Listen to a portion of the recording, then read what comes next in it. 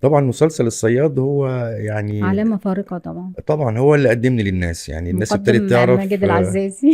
ماجد العزازي. يعني الناس ابتدت تعرف اسمي من المسلسل الصياد.